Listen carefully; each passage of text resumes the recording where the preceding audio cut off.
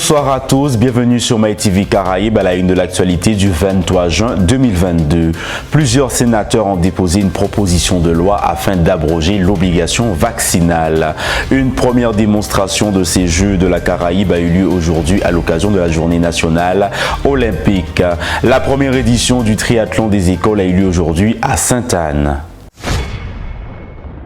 Le 16 juin dernier, plusieurs sénateurs ont déposé une proposition de loi qui vise à abroger l'obligation vaccinale pour les personnels soignants et les sapeurs-pompiers. En lutte depuis le 17 juillet 2021, le collectif des organisations en lutte ont tenu à faire un point à ce sujet ce matin au BIC du CHU de la Guadeloupe. Non, d'abord c'était pour informer la population là, d'abord pour remercier de toute solidarité comme nous, mais également et faut la population là pour dire que nous piquons la guerre. Deuxième c'est pour dire les politiciens qui pendant toute campagne électorale là qui soutiennent nous, ils soutiennent nous, ils aident nous, ils nous force là, mais là aussi bon, à pas parler encore, c'est des actes, c'est des faits parce que le 17 juillet que fait on en est nous en mouvement, on en est nous réclamer que respecter droit nous, respecter la santé, respecter liberté en nous. D'autant que nous savons aujourd'hui là, on ne peut pas dire que le vaccin est efficace. Non seulement pas protéger vous, il peut protéger et pas protéger ni famille, ni amis, ni malade qui ont soigner. D, il ne pas dire pour un vaccin encore son traitement. Il veut dire c'est un ou plusieurs doses, après c'est toutes doses qu'il faut, aller jusqu'à 4e dose pour les gens qui ont 70 ans à l'automne. Troisièmement, vous savez que la conséquence à ça aussi, c'est des dégâts ça qu'a fait sur le système de santé là. Tous là, nous avons fermé les urgences. Il n'y a pas fermé les urgences parce qu'il n'y a pas de médicaments. Il n'y a pas de médicaments, pas de chaise roulante, pas de lit d'aval. Donc on fait meilleur en plus parce que pas de personnel. Et tout personnel là en bas quand ils ont intégré. On a rappelé que aujourd'hui là, il y a également qu'on est infirmier qui n'est pas diplômé, on est soignant qui n'est pas diplômé, qui sortit en formation, qui est embauché pour y travailler pendant 3 ou 4 mois pendant l'été. Alors que c'est des centaines de Guadeloupéens, non mais femmes qui n'ont expérience, qui sont formés, qui sont suspendus. Mais qu'est-ce que ça veut dire ça? Alors, vous dites-moi ça que vous, président du conseil de surveillance, vous, Losba, vous, M. Théophile, vous, Jasmin, vous, M. Serva, vous, M. Mathiazin, ça, ces questions-là, ça ne peut pas interpeller l'État pour dire on arrête des conneries. 12 mois de conneries, avec des conséquences humaines, sociales, économiques énormes pour les travailleurs, mais également des conséquences en termes de vie. Pas parce que condamné moins, par exemple, à des mois de prison, avec 3 mois de prison avec sursis et 2000 € d'amende pour côté. Donc ça ne change rien à la détermination. Nous engager, nous déterminer. Nous savons que nous avons raison. L'actualité sanitaire, l'actualité scientifique, l'actualité politique a nous raison à la capacité de résistance. C'est parce que nous debout, c'est parce que nous résistons, c'est parce que nous dénonçons que justement la population n'a pas voté pour eux. Mais ça c'est faux, c'est manipulation à chiffres également. On ne peut pas dire que depuis combien de temps, depuis combien de temps, on peut dire que le virus a tué 3e, 4e, 5e vague, on est 80% de la population qui n'est pas vaccinée, pas ni plus qu'à qui ça. Au CHU, il faut faire aux urgences. Pas ni pour le monde qui est aux urgences. Il y a des gens malades consacrés à 80 malades à cause de Covid, mais c'est consulter nos gros la grippe, on peut taper sur Gungunia ou bien la dengue. C'est ça la conséquence là. Immédiatement, nous nions une immunité collective qui est déjà établie. Nous nions une immunité collective qui est établie par le fait même que nous avons bon et maladie et nous avons porté monnaie pour protéger nous. Donc on arrête les conneries, ça va pas servir à un médecin dans la précarité. Et puis autant de violence, faire une perte de travail, faire une perte de vie, faire une perte de tête pour un vaccin qui n'est pas un vaccin, pour un vaccin qui n'est pas protéger, pour un vaccin, pour une vaccination obligatoire qui a conduit à la mort des centaines de Guadeloupéens. Technicien hospitalier, suspendu depuis le 4 octobre. Donc, subitement, je me suis trouvé interdit de travailler, interdit de salaire, interdit de moyens de subsistance. Et depuis, et jusqu'à ce jour, je me trouve quelque part en tant que suspendu. Un suspendu qui a fait valoir ses droits à la retraite. Donc, j'ai pu avoir un moyen de subsistance à partir du mois de mars. C'est-à-dire ma retraite. Mais c'est quelque chose de très dur de se trouver du jour au lendemain sans travail, sans salaire. Du jour au lendemain, on se trouve sur ses réserves. Mais les avoir aujourd'hui avec la vie chère, on n'a pas beaucoup de réserves. On peut tenir 1 mois, 2 mois, mais à partir du 3e mois, on se trouve en difficulté. On a ses enfants envoyés à l'école. on a ces exigences, toutes les dettes qu'on a contractées pour pouvoir rembourser. On doit manger 3 repas par jour, se vêtir, les priver de ça, comme d'un revers de main, sans être gêné jusqu'à maintenant, sans être dérangé jusqu'à maintenant. Comment tous les hommes politiques, au moins un ne se lève pas et dit non, ce que nous avons fait là est inadmissible. Ce loi est scélérate et inhumain. L'UGTG dénonce dans un communiqué le non-paiement des stagiaires de la formation professionnelle en Guadeloupe. Écoutons la réaction de Jean-Yves Judith, le responsable de la communication de l'UGTG, et Luana Edom, la secrétaire UTC-UGTG à Guadeloupe Formation. Donc c'est un responsable à la communication pour l'UGTG et aussi responsable à secteur emploi formation. Le 17 juin, nous lançons un communiqué pour informer la population Guadeloupe, peuple Guadeloupe du moins, que ni un dysfonctionnement qui a pénalisé un certain nombre de stagiaires à la formation professionnelle en Guadeloupe. Alors qu'à qui passé très concrètement, c'est qu'il y a un certain nombre de stagiaires qui excédés par le fait qu'ils n'ont pas touché rémunération à eux, ils ont fait un mouvement et ils ont dirigé vers les services de Guadeloupe Formation qui ont trouvé ici site de Rougeole. Et ils ont manifesté mécontentement à eux. Il était s'agit pour nous, l'UGTG, de dénoncer cette situation-là parce que nous avons rappelé que les jeunes ou au moins jeunes qui ont investi dans un projet de formation, c'est dans l'objectif de construire vie, de construire famille. Et effectivement, nous pas été silencieux dans cette situation-là. Donc c'est pour ça que nous lançons communiqué là pour dénoncer cette situation-là. Ça qui est étonnant, c'est qu'à chaque fois que les gens pour attraper satisfaction, à chaque fois, il faut obliger les Végaoulés parce que tout simplement, nous ne pouvons pas dire que c'est Guadeloupe Formation qui est responsable à ça. Nous persuader que c'est le service à conseil régional même, mais la présidence même à la région qui a foutu bordel dans ça. Parce que chaque fois que mon les Végaoulés, ils payent. Alors que là, entre en formation, ils ont fourni les pièces nécessaires pour le dossier, ils ont notifié de l'ouverture de droit tout simplement, et c'est mon qui attendre l'argent, ils n'ont pas touché. Sachant que si vous pas ni l'argent, on ne peut pas aller en formation. Donc pour nous, c'est une situation qui n'est pas normale et nous avons dénoncé ça, d'autant que nous voyons dans les dernières mobilisations qui sont faites, notamment en mois de novembre et décembre, si les piquets populaires, nous tenions le jeune Guadeloupe qui a dénoncé le fait qu'il n'y a pas de chance à un pays là. Donc pour nous, il est inadmissible que cette situation-là a perduré.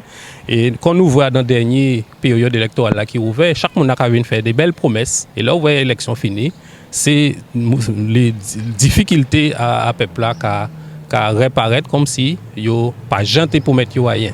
Donc c'est pour ça que nous dénonçons ça et nous attendons que les services à la région mettent l'ordre. Ou pas seulement, nous avons répété, pas mettre l'ordre parce que c'est comme de la pas fait travail, mais mettre l'ordre parce que yo pas qu'à mettre l'argent qu'il faut pour stagiaires Guadeloupe toucher rémunération. Ça n'est pas normal.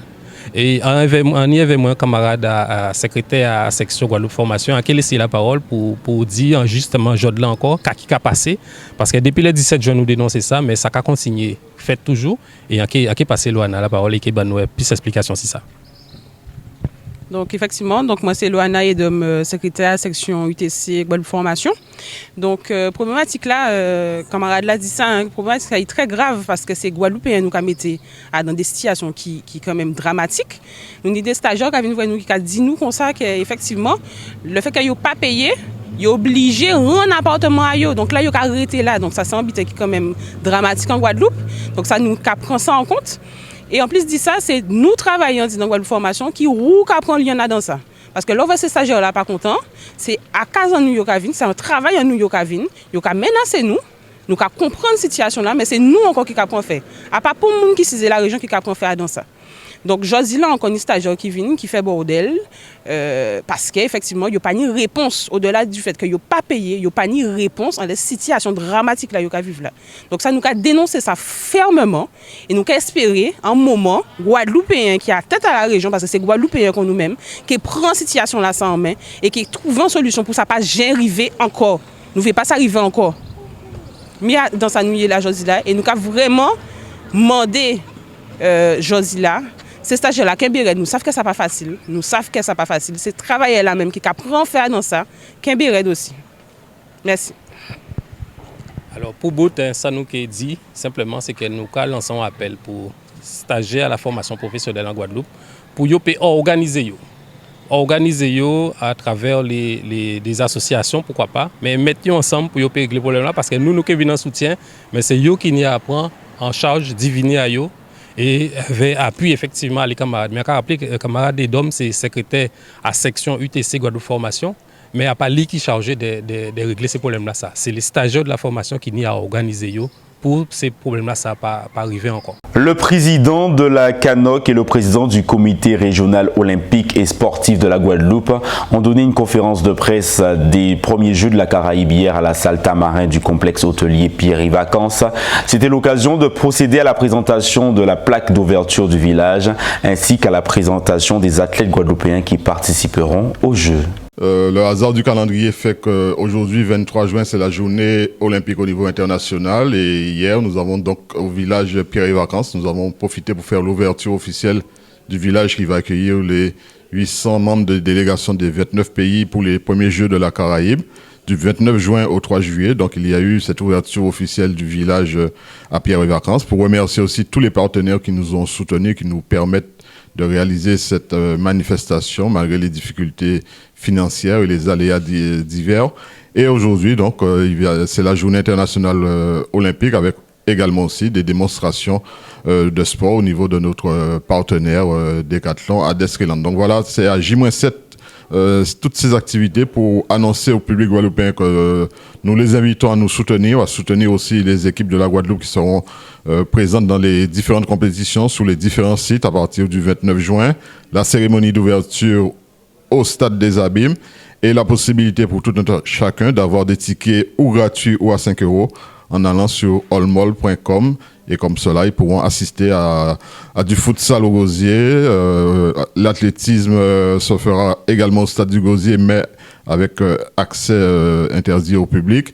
Mais nous allons avoir la chance d'avoir sur l'application Panan Sport Channel la diffusion de toutes ces compétitions, et notamment donc, le judo au stade de Paul Chonchon à Pointe-à-Pitre.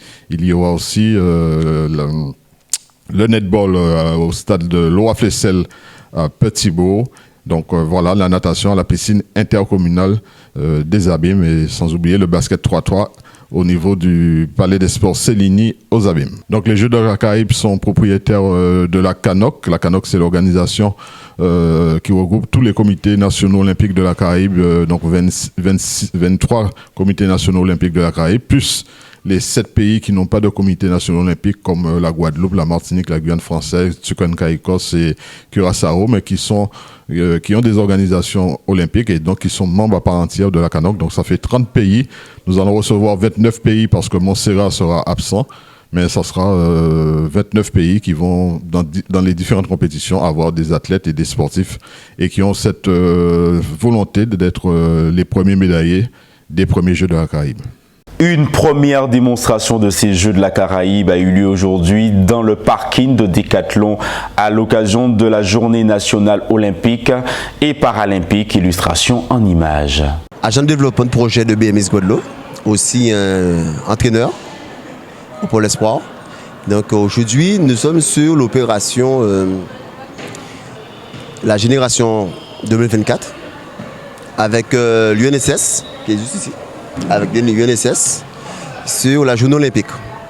Donc le BMX, c'est du fait que c'est un sport olympique, surtout sur le BMX Race, qu'on travaille au Vélodrome à Amélie-Dutrot. Donc pour nous, c'est tout un honneur d'être présent avec notre partenaire sur différentes opérations, mais aussi celui-là. Ça nous permet aussi d'avoir les sportifs que nous souhaitons faire travailler pour les objectifs de Paris 2024, mais aussi différentes missions sur tout ce qui est la formation sur l'international. Pourquoi? Parce que nous avons comme objectif de travailler en vue de préparer certains de nos athlètes de la formation Guadeloupe pour être sur les échéances 2024, le Paris 2024, que tout le monde s'y met et nous aussi nous sommes dessus. Je suis actuellement en formation à BMX Guadeloupe en tant qu'entraîneur BMX spécialisé. Ensuite, je procède franchement à des à plusieurs recours où j'entraîne beaucoup de jeunes pour les compétitions. Ma formation, je la fais exactement à Petit Pérou, dans le centre de formation de CFA Calamus, pour être en mention animateur AVQ, animateur d'activités de la vie quotidienne. Alors, je suis entraîneuse BMX. On propose ici une manifestation, un événement de BMX. Donc, on accueille les enfants pour pouvoir découvrir ce qu'on propose. On accueille les enfants le mercredi et le samedi au Vélodrome pour un apprentissage et tous les jours de la semaine, du lundi, mardi, jeudi et vendredi, de 16h à 19h pour un entraînement. Donc vous êtes attendus pour le juillet-août, pour l'été juillet-août, pour un entraînement pour les enfants. On accueille les enfants le juillet-août. Donc vous êtes attendus au Vélodrome Amédée Détro, à Bémao. Nous sommes ici pour la journée olympique et paralympique où nous représentons l'école de cyclisme de la Team Manager 29M. Nous avons notre structure d'entraînement et de formation au BMX les soirs où nous entraînons les jeunes pour les trophées de BMX, le championnat de BMX. On a aussi 2 élèves au pôle, au CREPS, qui s'entraînent aussi vers l'accession vers le haut niveau. Je suis assistant au Cross Guadeloupe, assistant du président. Alors nous sommes ici dans le cadre de la journée olympique, qui est une journée nationale, qui cette année a pour thème « Je bouge pour la paix », en relation avec les différentes guerres qui se font passer par d'autres. Nous sommes en partenaire avec le sport scolaire, donc l'UNSS, et diverses ligues et associations comme le Budokan, la Team Omega Bar, les Blues Rollers, le badminton ou même le BMX. Donc quelques-uns de ces sports sont des sports olympiques. Cette journée aussi permet de préparer à court terme les Jeux de la Caraïbe qui sont bientôt là, en fin juin. Et à plus long terme, Paris 2024, où il y aura les Jeux Olympiques de Paris. 183 élèves de CM1 et CM2 de la ville de Sainte-Anne ont participé à la première édition de triathlon des écoles. Le top départ a eu lieu sur la plage du bourg de Sainte-Anne. Combien de temps pour la préparation? C'est une action de très long terme, puisqu'on a commencé dans les écoles avec de l'apprentissage avec les agents de la ville au niveau du vélo. Et en fait, ça s'est traduit effectivement par une volonté de l'éducation nationale à concrétiser aujourd'hui ce triathlon. Donc effectivement, nous sommes dessus depuis le mois de février, si je ne me trompe pas, pour l'organisation. Et voilà, aujourd'hui, le résultat. Donc du coup, avec les services de la collectivité, nous avons essayé de tout mettre en place. Donc de la police jusqu'aux moyens généraux, en passant par les agents. Donc du coup, voilà le résultat aujourd'hui. Alors, de toute évidence, logistique, parlons au niveau des barrières, de l'investissement de la police sur la sécurité, notamment sur le circuit. Nous avons eu le concours de route de Guadeloupe qui nous a aidé à sécuriser au maximum la partie vélo. Donc du coup, une mise en place qui s'est installée depuis un bon mois. Alors les parents, vu aujourd'hui, je dirais oui, mais ils ne sont pas suffisamment nombreux malheureusement. C'est une association qui est implantée à Sainte-Anne depuis 2008 dans les écoles du bourg afin de permettre la mise en place justement de manifestations comme celle-ci où plusieurs écoles, plusieurs classes se rencontrent. Donc aujourd'hui, on a essayé de mettre en place, avec l'aide de la municipalité qui est un des très grands partenaires de cette manifestation, et aussi l'éducation nationale, puisque c'est une organisation inter-école, un triathlon qui fait suite en fait à toute une formation qui a été mise en place tout au cours de l'année en natation, à vélo et en course à pied. Donc il paraissait normal qu'en fin d'année, on puisse finaliser toutes ces séquences d'apprentissage par un triathlon. Alors bien sûr, c'est une manifestation qui est assez lourde à mettre en place. Vous voyez, vous avez vu toute la logistique qui a été mise en œuvre autour de cette manifestation avec blocage de route, etc. Mais ce qu'on espère, c'est qu'elle se passe au mieux, que les enfants soient ravis, puisque c'est le principal, et que, en fait, qu'on puisse évaluer tous les acquis que les enfants ont dû mettre en œuvre. Alors normalement, le début de la rencontre était prévu à 8h30. Bien sûr, comme dans toute organisation, il y a toujours des imprévus. Donc on espère commencer à 9h. On attendait encore l'école de déhauteur qui devait arriver, donc les enfants arrivent en bus. Les vélos sont déjà en place, les nageurs sont presque en place. On va pas tarder à démarrer la rencontre. Alors la manifestation elle consiste à, dans un premier temps, proposer un triathlon adapté aux enfants déjà. Donc pour ça, le triathlon va se dérouler sur 3 étapes. Sur la partie natation, ils auront 50 mètres à faire. Ensuite, ils auront une partie vélo, comme vous pouvez le voir derrière moi avec les vélos. Et ensuite, ils ont une partie course à pied qui va se dérouler sur French. Donc, nous sommes aujourd'hui à Sainte-Anne pour le premier triathlon des écoles, des élèves du CE2 au CM2, 183 à peu près, qui vont se rencontrer sur 3 pôles, natation, vélo et course. Donc natation 50 mètres, vélo 2 km et course longue 500 mètres. Donc des parents, la ville de Sainte-Anne, la Ligue de triathlon, Jogger Sport, les services de secours également qui nous accompagnent sur la sécurité au niveau des élèves. Et donc tout ce petit monde se rejoint aujourd'hui sous l'égide de l'association Les Petits Sportifs du bourg de Sainte-Anne, présidée par monsieur Étienne qui est par Mons et par Vaux. Et donc on espère une première édition réussie, donc qui vient de commencer. Donc un petit peu sur les chapeaux de roue et puis sous un ciel radieux. Aujourd'hui, nous sommes dans le triathlon des écoles qui va regrouper les 183 élèves du cycle 3 des écoles de Sainte-Anne, c'est-à-dire les écoles du bourg et les écoles des sections, école de Déhauteur, l'école de Saint-Protais, l'école de Douville. Et les élèves là, du cycle 3 vont pouvoir participer aux 3 disciplines, donc natation, vélo et course. Une manière de réinvestir les apprentissages qui ont été menés avec leurs enseignants pendant les séances de PS. Puisque là, on se retrouve par exemple avec quelques prérogatives, enfin on va dire plutôt priorités ministérielles, donc pour le savoir rouler à vélo par exemple, qui aura été travaillé pendant l'année. Ensuite, on a la natation scolaire qui est travaillée pendant l'année. Donc c'est une occasion aujourd'hui pour que les élèves travaillent et réinvestissent les apprentissages qu'ils ont menés. À noter qu'après l'accident mortel qui a eu lieu il y a quelques jours de cela sur la route nationale 1 à Goyave, les forces de l'ordre ont procédé à un contrôle et ont relevé plusieurs infractions en à peine 3 heures. 48 véhicules ont été contrôlés, il y a eu 12 rétentions immédiates de permis de conduire et 4 véhicules ont été saisis. Voilà pour l'actualité du jour. Je vous rappelle l'une des informations principales. Plusieurs sénateurs ont déposé une proposition de loi afin d'abroger l'obligation vaccinale le 16 juin dernier. C'est la fin de votre édition. Merci de nous avoir suivis sur MyTV Caraïbes.